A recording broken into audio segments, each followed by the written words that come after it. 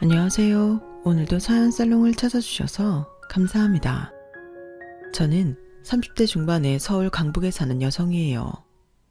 저는 오늘로 파혼한 전남친을 한 방 먹인 지 346일째를 맞이했어요. 무슨 커플 기념이나 결혼도 아닌 일을 날짜를 세고 있냐 하시겠지만 저는 이제야 남자들에 대한 불신이 사라지려고 하고 있어서요. 사연 채널을 듣고 있다 보면 이런저런 일들로 결혼 전 파혼하신 분들이 있더라고요. 그래서 저도 사연을 보내 나름 위로를 받고 싶다는 생각이 드네요. 남한테도 말 못했었는데 얼굴도 모르는 분들에게 제 이야기를 들려드릴 정도가 됐으니 제 마음도 많이 나아졌나 봐요. 진짜 저는 제가 그런 쓰레기 같은 인간을 만날 줄은 몰랐어요.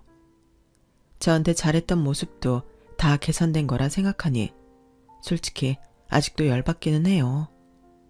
그 때문에 다른 사람들이 저한테 친절하게 해줘도 의심부터 하게 됐으니까요. 지금부터 그 인간이 했던 말종짓을 들려드릴게요. 제가 남자를 만난 건 같이 골프를 쳤던 지인을 통해서였어요. 저는 사실 골프를 그다지 좋아하지 않았는데 회사 동료들 중 골프를 좋아하는 사람들과 프로젝트를 함께하게 되면서 그들과 좀 더 잘 어울리려고 한 6개월 정도 강습도 받고 골프 치는 지인에게 따로 배우기도 했었어요. 지인과 제가 골프 치는 모습을 보던 남친은 아주 싹싹하게 인사를 했었죠. 안녕하세요. 저 연희 대학 동창 김영석입니다. 박현지 씨 이름도 예쁘네요. 만나게 돼서 반가워요. 별 말씀을요. 좋게 봐주셔서 감사해요. 저도 반갑습니다. 그날 인사를 하고 얼마 안 가 지인은 남친이 자꾸 저를 소개시켜달라고 했다면서 만나보겠냐고 하더라고요. 근데 사실 나도 영석이 잘 아는 건 아니거든? 대학 같은 과 나오긴 했는데 우리 과 사람이 좀 많니? 그냥 얼굴만 아는 정도였다가 사회에 나와 다시 만난 거라. 땡땡물산 다니고 똑똑하다는 거밖에는 몰라. 근데 네가 꽤나 마음에 들었나 봐. 하도 졸라대서 어쩔 수 없이 연락했어. 그냥 가볍게 만나보고 적당한 선에서 끊어도 돼. 그렇게 저와 남친은 만나게 됐는데요. 남친은 처음부터 저한테 얼마나 잘 맞춰주고 자상하던지 한 번 봤는데도 마음이 많이 가더라고요. 게다가 저처럼 골프가 좋아서가 아니고 일 때문에 배웠다는 것도 같았고 취향이 소박한 것도 호감이었어요. 남친의 끈질긴 들이댐에 저는 결국 그 사람과 사귀게 됐죠. 남친은 제가 야근이나 회식으로 집에 늦게 들어가는 날에는 아침 일찍 저희 집 앞에 와서 전화로 저를 깨워주고 회사까지 데려다 줄 정도로 잘했어요. 안 와도 된다니까. 내 체력이 그렇게 부실하지는 않아서 어제 정도 야근이면 그냥 전철 타고 출근 가능해. 에휴, 그런 게 쌓이면 만성 피로가 되는 거야. 영석 씨도 건강 잘 챙겨야지. 내 걱정만 하면 어떡해. 난 운동도 열심히 하고 영양제도 잘 챙겨 먹고 있어. 참, 내가 저번에 사준 비타민 B 잘 챙겨 먹고 있어? 꼬박꼬박 먹어야 돼. 이러니 제가 안 좋아할 수 있나요? 그냥 혹해서 푹 빠졌었죠. 저희가 사귀고 반년도 안 되었을 때 남친은 결혼하자고 그랬어요. 현지야, 내가 뭐 잘났다고 할 건 남들 보기 부끄럽지 않은 회사 다니는 거 그 정도뿐이라는 거 알고 네가 나한테 과분한 거 다 알아. 그래도 너랑 결혼해야 내가 살 것 같아. 우리 이렇게 잘 맞는데 같이 사는 거 좋지 않아? 생각해봐. 우리 결혼해서 살면 얼마나 재밌겠어? 결혼하자. 제가 대답을 못하고 망설였더니 남친은 며칠 후 퇴근 시간에 저희 회사 앞에 백송이 장미꽃다발을 들고 와서 회사 사람들과 지나가는 사람들이 보는 앞에서 무릎을 꿇으며 큰 소리로 말했어요. 박현지, 결혼하자. 내가 평생 행복하게 해줄게. 사랑한다. 왜 이래 영석씨. 창피하고 닭살도다. 이러지 말고 일어나. 현지야, 대답해주라. 나 너 없이 못 살아. 나 너 좋아하냐? 그래, 많이 좋아한다. 너만 보인단 말이야. 그렇게 가요 가사까지 인용해가며 창피한 줄도 모르고 거리에서 목청을 높인 남친을 겨우 일으켜서 다른 데로 갔지만 솔직히 기분 나쁘지 않았어요. 오히려 설레었고 제가 많이 사랑받는다는 생각에 행복하기도 했죠. 알았어, 결혼해. 그러니까 이제 그만해. 고맙다, 연지야. 내가 정말 잘할게. 내가 진짜 행복하게 해줄게. 약속해. 남친은 제가 프로포즈를 받아들이자 어린애처럼 좋아했고 저도 그 모습을 보며 무척이나 행복하고 기뻤어요. 사실 저는 아빠가 대학 다닐 때 돌아가셔서 한동안 아빠 자리를 그리워했는데 그걸 남친이 메꿔줬다는 생각도 들었거든요. 그래서 정말 좋은 사람과 결혼하게 됐다고 친구들한테도 자랑 많이 했네요. 저와 남친을 소개해줬던 지인도 좋아했고요. 남친은 어머니를 중학생 때 여의고 아빠와 누나랑 살았다고 했어요. 두 분 모두 인상이 좋으셨고 인사하러 간 저를 따뜻하게 대해주셨어요. 엄마도 제가 결혼할 사람이라고 남친한테 참 잘했고요. 아무것도 정해진 것도 없이 양가 인사만 드렸는데도 벌써부터 우리 사위라고 노래를 하실 정도였어요. 한 번은 외가일로 해외에 엄마가 다녀오신 적이 있었어요. 그때는 코로나 때문에 해외에 가는 게 많이 까다로웠을 때인데요. 외가 장례식 때문에 해외에 다녀오신 엄마는 저희 선물을 좀 사오셨는데 제 것보다 남친 걸 더 많이 챙겨오셨더라고요. 우리 사위 이번 주 집에 올 수 있다니? 잠깐 들리라고 해. 아니지, 아니다. 요새는 오고 가고 그렇게 부르는 것도 실례지? 나도 해외 갔다 와서 아직 격리도 해야 하고 네가 김서방 만나면 이것들 좀 전해줘라. 요즘 젊은 사람들 좋아하는 걸로 골라달라고 그렇게 가져온 거야. 엄마는 아직 결혼도 안 했는데 김서방 소리가 그렇게 나와? 그리고 내 거보다 왜 영석 씨 선물이 더 많은데? 벌써 사위만 챙기는 거야? 사위 사랑은 작물하더니. 아휴, 이거 사. 너한테 그렇게 잘한다는 게 어떤 놈인들 안 이쁘겠니? 게다가 영석이 어머니도 일찍 돌아가셨다며. 그 생각하니 마음이 짠해서 말이야. 해줄 수 있는 거 해줘야지. 그렇게 엄마는 남친을 잘 챙겨주셨고 남친도 저희 엄마한테 늘 살갑게 잘했는데요. 저희가 막 본격적으로 결혼 준비를 할 무렵부터 남친 태도가 변해갔어요. 사실 그 전에 양가 상견례를 할 때 남친 누나가 했던 말이 좀 의미심장하긴 했어요. 상견례 후 주차장에서 남친이 차를 가지고 나오는 걸 기다릴 때 남친 누나가 이러더라고요. 사실 내 동생이긴 하지만 영성이 성격 만만치 않을 텐데 이렇게 결혼 결심해줘서 고맙다고 해야 할지 내가 누나여도 감당하기 힘들 때 많거든요. 저는 나중에 현지 씨 마음 바뀌는 일이 생겨도 뭐라 하지 않을 거예요. 저는 그때 왜 누나가 자기 동생을 저렇게 말하는 거지? 하고 좀 의아하기도 했고 누나로서 별로라는 생각도 했어요. 아무리 제가 올케가 될 입장이었지만 동생 흉을 남한테 보는 것 같았거든요. 그런데 그런 말을 했던 이유가 다 있었던 거였어요. 저와 혼수 의논도 하고 살집도 알아봐야 되는 남친이 자꾸만 약속을 미루고 일이 바쁘다고 핑계를 대더라고요. 회사 일이라는 게 다 그렇지 하며 이해하고 넘어갔는데 한두 번도 아니고 마치 결혼을 미루는 것 같은 모습을 보이니 뭔가 이상하다는 생각이 들었어요. 영석 씨, 혹시 무슨 일 있어? 아무래도 결혼을 미루고 싶어하는 느낌이 들어서 말이야. 말하기 어려운 일이라도 생겼어? 괜찮으니까 얘기해봐. 나한테 못할 말이 뭐 있어. 아니, 그런 건 아니고 바빠서 이것저것 신경을 못 쓰겠어. 내가 정리되면 연락할게. 그때까지는 연락 좀 자제해 줄래? 네 카톡에 전화에 정신없어 죽겠어. 남친의 차가운 말투는 제가 알던 그 사람이 아니었어요. 저는 적지 않게 상처를 받았지만 아무렇지 않은 척하며 알겠다고 했죠. 항상 상냥하고 자상하기만 하던 남친과는 너무 동떨어진 모습이었거든요. 예를 들면 제가 회사 앞에 찾아가도 저를 못 본 척 한다던가 제가 가서 인사를 하면 귀찮다며 짜증을 낸다던가요. 그때마다 가슴이 철렁 내려앉는 것 같았지만 바쁘니까 예민해져서 그런 거려니 하며 마음을 다잡곤 했어요. 그렇게 시간이 흐르는 사이에 저희 집에 슬픈 일이 생겼어요. 바로 엄마가 돌아가신 거였어요. 사실 엄마는 지병이 있으셔서 몸 관리에 굉장히 신경을 쓰고 계셨는데요. 나을 확률은 거의 없다는 걸 저희도 알고는 있었지만 이렇게 하루아침에 손도 못 써보고 돌아가실 줄은 저도 제 남동생도 몰랐기에 그 슬픔이 더 크기만 했어요. 엄마가 남친을 유독 예뻐하고 저한테 잘해주길 간절히 바라셨던 것도 당신이 언제 어떻게 될지 모른다는 마음 때문에 더 그러셨을 거예요. 그래도 몇 년간 많이 좋아지셔서 외삼촌하고 해외에 있는 외가 친척 댁에도 다녀왔었기 때문에 저희는 망연자실하기만 했어요.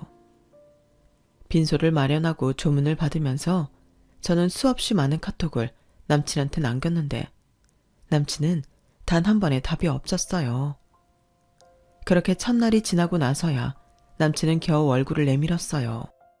그것도 회사 퇴근하자마자 왔다며 오만 유세를 다 떨면서요. 아니, 어떻게 그렇게 갑자기 가셔? 진짜 놀랐네. 놀라긴 했어. 내가 보낸 톡에 답 하나도 없길래 별 생각 없는 줄 알았는데. 지금 눈코 뜰 새 없이 바빠서 그래.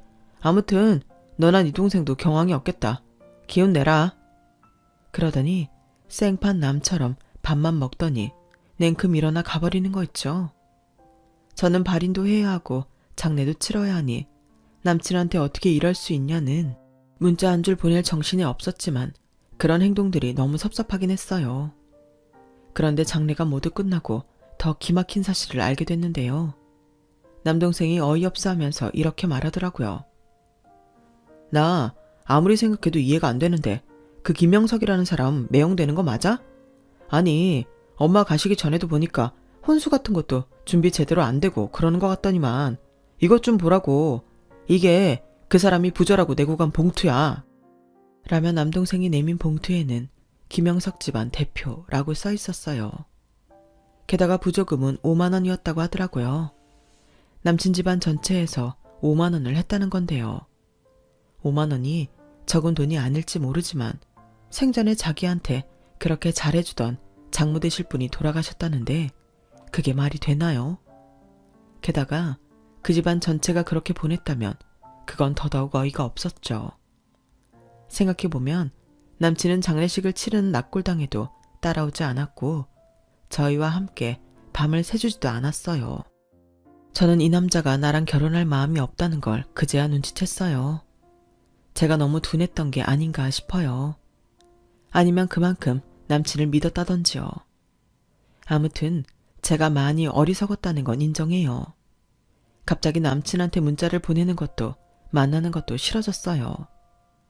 이 사람이 무슨 생각을 하는 건지 알 수 없는 건 맞지만 언제부터 제 톡과 전화를 씹고 엄마 장례식에서 한 행동이나 부조금을 보면 저를 거절한다는 메시지가 분명했으니까요.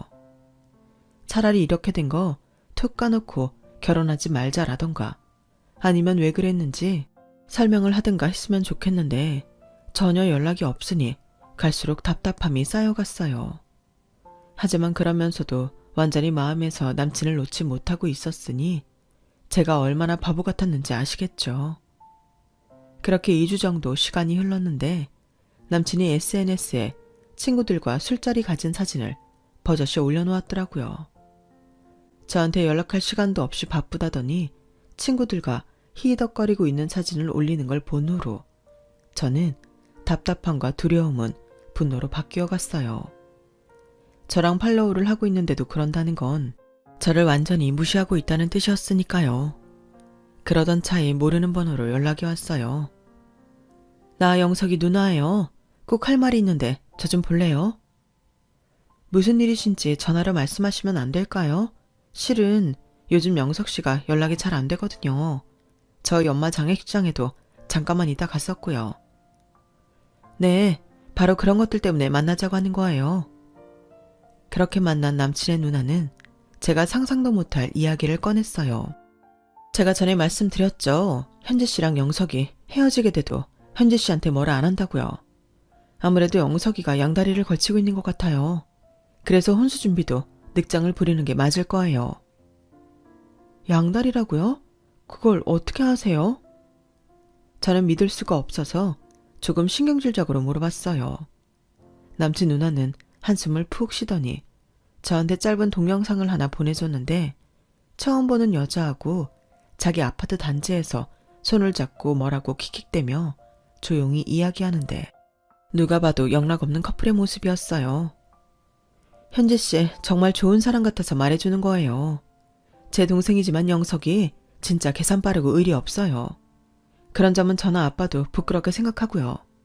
현주 씨는 영석이 그런 점까지 다 알고 만나는 건가?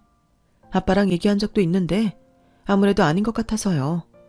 걔가 이런 식으로 여자들 놓고 저울질한 게 한두 번이 아니에요.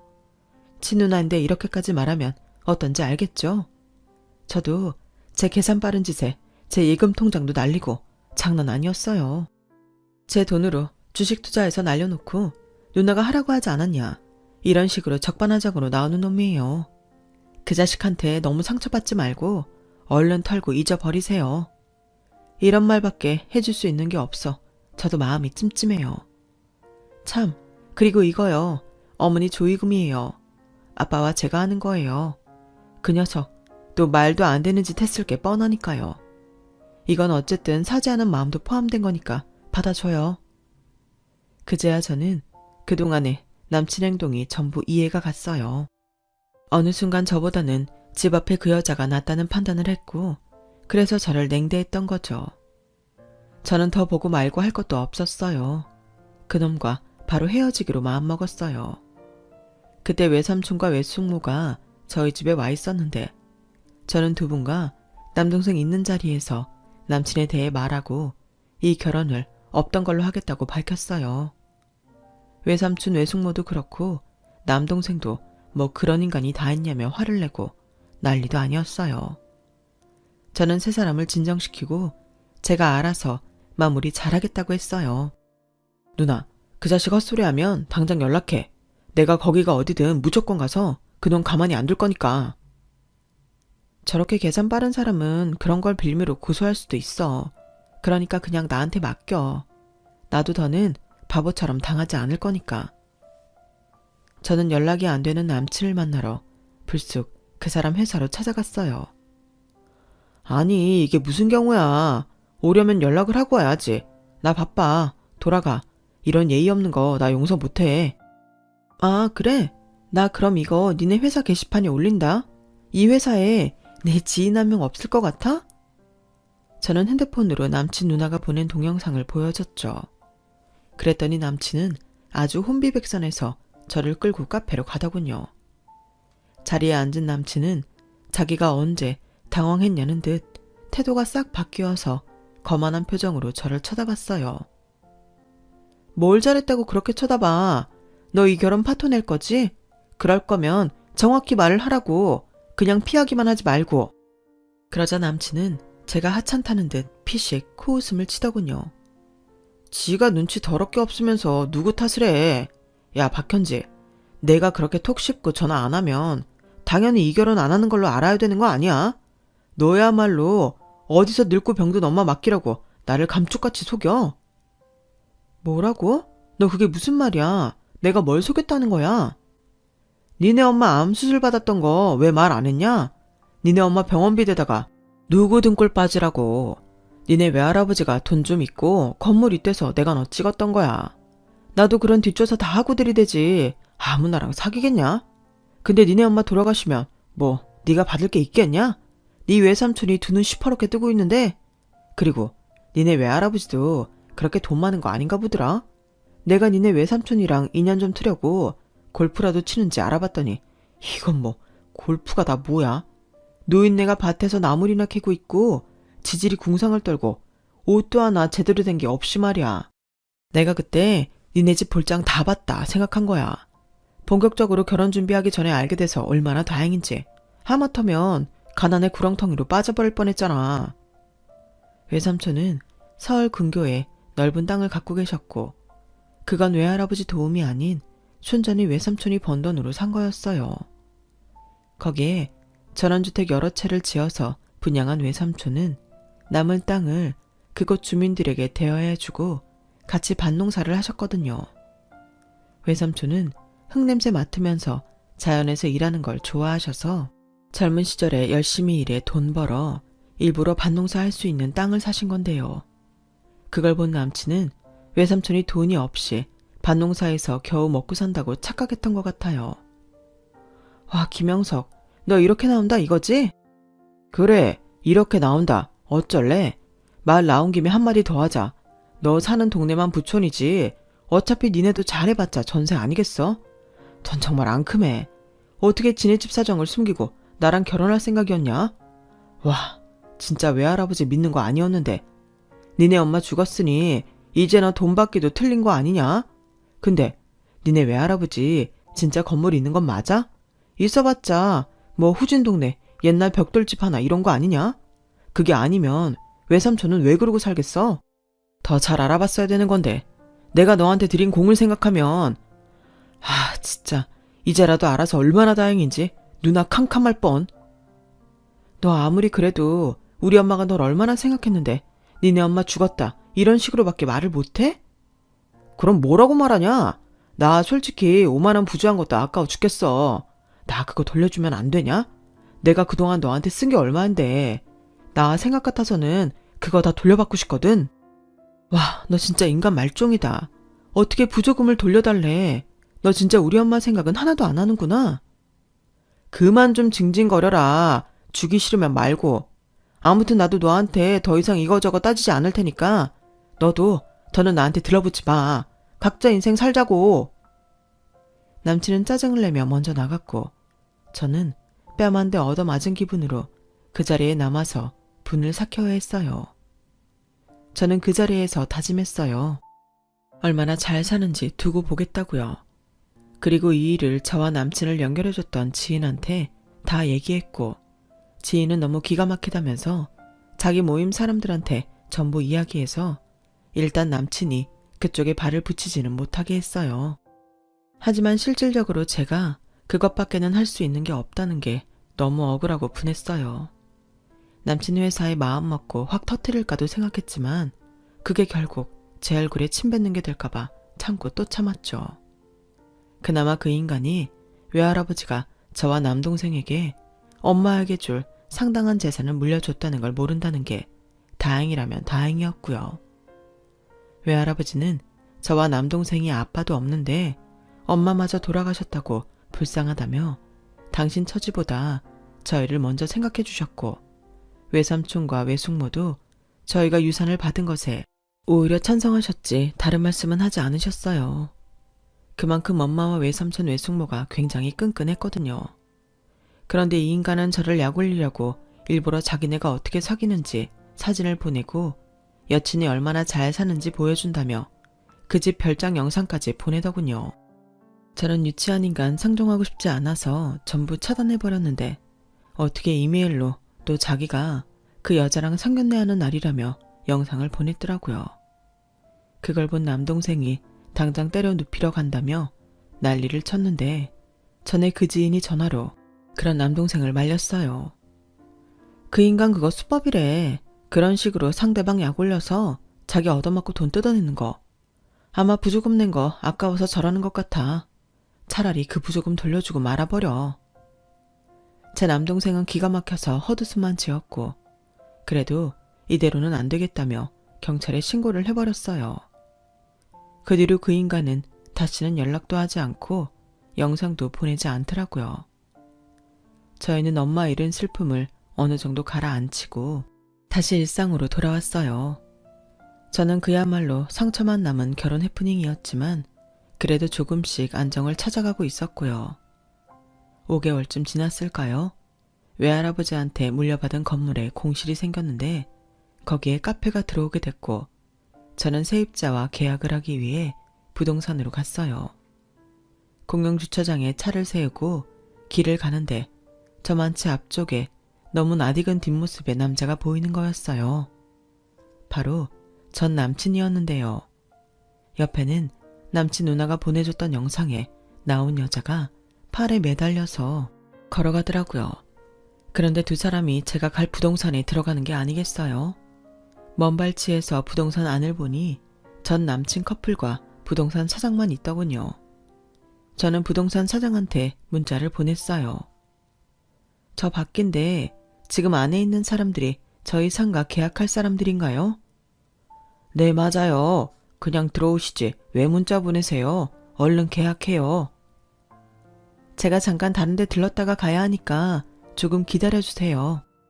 그리고 저는 들어가서 한 방 먹일지 어떻게 할지 잠시 고민했죠. 그러는 중에 전 남친과 여자가 다시 밖으로 나오더군요. 저를 본 전 남친은 놀라서 눈이 커지더니 아래 위로 훑고는 피식 웃더라고요. 저는 그 자리에서 여자한테 말했어요. 김영석 씨 여자친구 맞죠? 결혼할 거고요. 네. 어떻게 저를 아세요? 오빠랑 아는 사이예요? 오빠, 누구야 이 사람? 그런 여자 있어. 나한테 들러붙던 여자. 라는데 인간 같지 않은 건 진작에 알고 있었지만 참 바닥을 다 보이더군요. 내가 너한테 들러붙어? 말은 바로 해야지. 아가씨, 이 사람 정체 내가 알려줘요? 저한테 오만 사탕 발린 말에 배런함인 척 하다가 저희 집 못 산다고 아주 무례하게 저한테 연락 끊고 아가씨한테 간 거예요. 양다리였다고요. 네? 뭐라고요? 오빠, 이 사람 하는 말이 맞아? 아니야. 내가 너랑 결혼한다니까 정신 나가서 저래. 그냥 흘려들어. 지 엄마 죽고 애가 좀 이상해졌어. 현자, 너 내 여친한테 쓸데없는 소리 하지 마. 너만 취해져. 알아? 그렇게 나오시겠다. 네가 나 헤어지고 나한테 보낸 문자에 사진 영상 다 갖고 있는데? 그게 뭐? 너보고 나 포기하라고 보낸 거잖아. 와, 넌 네 누나가 말한 것보다 더 인간 말종이다. 누나가 뭐라고 했냐? 하여간 누나라고 있는 게 동생 인생에 도움되는 게 하나도 없어. 그렇게 실랑이를 하고 있는데 부동산 사장이 나왔어요. 아유, 왜 이리 앞이 시끌시끌한가 했더니 여기서 이러고 서 있으면 어떡해요? 오셨으면 들어와야지. 얼른 들어와서 계약하자고요. 사장님 말에 남친은 어리둥절해서 묻더군요. 누구랑 계약을 해요? 저기 저 사람이요? 네, 그 건물 주인이 저분이에요. 젊은 나이에 대단하죠? 하긴 외할아버지 유산이라고는 하는데 그래도 그거 안 까먹으려고 하는 것만도 야무진 거지. 아, 그렇게 서 있지 말고 얼른 들어오세요. 남친이 놀라서 어버버하는 사이에 저는 사장님한테 말했어요. 사장님, 저 그 가게 이 사람 못 주니까 그렇게 아세요. 다시 내놓고 다른 세입자 알아봐 주세요. 아니, 왜요? 이 사람들 뭐 실수라도 한 거예요? 그래서 안 들어오시고 여기서 이러고 계신 건가? 부동산 사장님이 험악한 표정으로 남친과 여자를 보자 여자도 열이 받아서 얼굴이 빨개졌고 남친은 눈동자가 흔들리고 난리도 아니더라고요. 저는 그 여자와 사장님한테 이렇게 말했어요. 여기 이 남자가요. 저랑 결혼하기로 상견례까지 해놓고 엄마가 지병으로 돌아가시니까 우리 유산 못 받는 줄 알고 자기 집안 대표라면서 부조금 5만 원 보낸 남자예요. 그뿐인 줄 아세요? 자기가 연락 안 하면 끝난 걸로 알지. 눈치도 없고 못 산다고 얼마나 모욕한 줄 아세요? 외삼촌이 밭에서 일한다고 돈 없는 줄 알고 완전 무시하고요. 야, 우리 외삼촌이 그 근반 전원주택 전부 분양하거나 세준 사람이야. 나 너 본색 드러낸 거 보고 일부러 그 말 안 했어. 현지야, 그게 있잖아. 그렇게 띄엄띄엄 제 이름을 부르자 여자는 완전 화난 표정으로 핸드백으로 전남친 팔뚝을 후려치기 시작했어요. 이런 거지 같은 자식, 감히 날 속여먹고 결혼하려고 했어? 이런 최악 저질 같은 인간. 야, 너 어쩔 거야? 혼수품 다 돌려내. 내 돈 뜯어간 거 다 내놓으라고. 그렇게 악을 쓰는 사이에 저는 사장님과 가게를 다시 내놓기로 했고 사장님은 더는 두 사람을 상대하지 않고 다른 데 가서 싸우라고 냉정하게 쫓아내기까지 했어요. 그 후로 전 남친은 저희 집 앞에 찾아오고 또 이메일을 보내고 자기가 잘못했다고 오해라며 별 헛소리를 다 하더군요. 그러다 한번 남동생한테 걸려서 한 방 맞은 다음부터는 얼씬도 안 하게 됐지만요. 남친이 오지 않게 된 전날 저를 찾아온 남친한테 저는 한 번만 더 찾아오면 가만히 있지 않겠다고 했어요. 경찰에 스토커로 신고한다고 말이죠. 너 요새 스토커 처벌이 얼마나 강화됐는지 알지? 네가 바로 그 스토커야. 네가 이제 백날 이메일 보내봤자 너 차단했으니까 그런 줄 알고? 인간아, 좀 인간답게 살아. 이게 뭐니? 그리고 네가 부조금으로 냈던 5만 원 지금 여기서 줄게. 저는 일부러 10,000원짜리 5장을 꺼내서 그 인간 얼굴에 뿌렸어요. 그것도 다른 사람들 다 보는 데서요. 뭐 그게 아주 제 마음을 풀어준 건 아니지만 조금은 망신을 줬다는 게 위안은 되더군요. 전남친은 결국 그 여자와도 깨졌는데요. 여자 아버지가 변호사인데다가 여기저기 인맥이 많아서 전 남친 회사의 임원까지 알고 있었다고 해요. 그 여자 아버지 친구분이 전 남친한테 대놓고 뭐라고 하지는 않았지만 눈치가 보였던 전 남친은 결국 회사도 그만뒀고 인간 말종인 거 여기저기 소문이 다 나서 전처럼 여자는 못 만난다고 하더군요. 게다가 집에서도 완전 내 처진 모양이더라고요. 저랑 헤어졌을 때부터 누나랑 아버지랑 사이가 나빠졌는데 그 여자 부모가 찾아와서 한바탕 했다고 해요. 그 후로 누나와 아버지는 전 남친 보고 집에 얼씬도 하지 말라고 했대요. 자업자득이라고 전 남친은 지금 지 혼자 월세 원룸에서 살며 어디 중소기업에 겨우 취직해서 다닌다고 들었어요. 뭐 자기가 완전 봉잡을 뻔했는데 놓쳤다고 술만 먹으면 소리 지르고 아주 깽판을 부린다네요. 그래봤자 누구 하나 그 인간 편들어줄 사람 없고요. 저는 그 후로 정말 인간 불신에 걸릴 뻔했는데요. 그나마 외삼촌 외숙모가 저를 잘 돌봐주셔서 그때의 상처를 이겨내고 다시 사람을 사귀어 볼 용기를 내고 있어요. 움츠러들고 계속 상처를 끼고 있어 봤자 다 제 손해 아니겠어요. 그리고 남동생과 외할아버지도 더 자주 찾아뵙고 휴일에 외삼촌 밭일도 도와드리면서 소중한 시간들을 보내고 있어요. 이러다 보면 언젠가 다시 남자와 사귈 수 있는 날이 오겠죠. 그때는 정말 좋은 남자를 만나고 싶어요. 저는 이번 여름에도 외삼촌 외숙모 남동생과 함께 해외여행도 6박 7일로 다녀왔어요. 외삼촌 외숙모는 자식들도 안 해주는 걸 제가 해준다면서 너무 좋아하셨는데요. 그게 엄마 아빠 다 돌아가시고 나니 이렇게 제 옆에 함께 해주는 사람들이 얼마나 소중한지 또 그런 시간들이 금방 사라질 수도 있다는 걸 깨닫게 됐거든요. 그래서 제 힘이 닿는 한 집안 어른들께 잘하고 남동생과도 좋은 추억 많이 만들면서 살려고 해요. 비록 부모님한테는 그 큰 사랑을 갚지 못했지만 동생과 외삼촌 외숙모와 잘 지내고 외할아버지한테도 잘하면 하늘에 계신 엄마 아빠도 좋아하실 것 같고요. 제 인생에서 제 옆에 있는 사람들만큼 소중한 건 없다는 생각이 들어요. 행복을 밖에서 찾지 말고 안에서 찾아야겠다는 것도 절실히 깨달았고요. 물론 정말 좋은 사람이 나타나면 그 사람도 저희 가족이 되어주면 더할 나위 없겠지만 아직은 제가 좀 더 시간이 필요할 것 같네요. 제 이야기는 여기까지예요. 끝까지 제 이야기를 들어주신 여러분 모두 행복하시고요. 항상 건강하시길 바랄게요. 감사합니다. 여러분, 사연 댓글에 응원과 현명한 조언 부탁드려요. 좋아요와 구독은 저에게 큰 힘이 됩니다. 오늘도 좋은 일 가득하세요.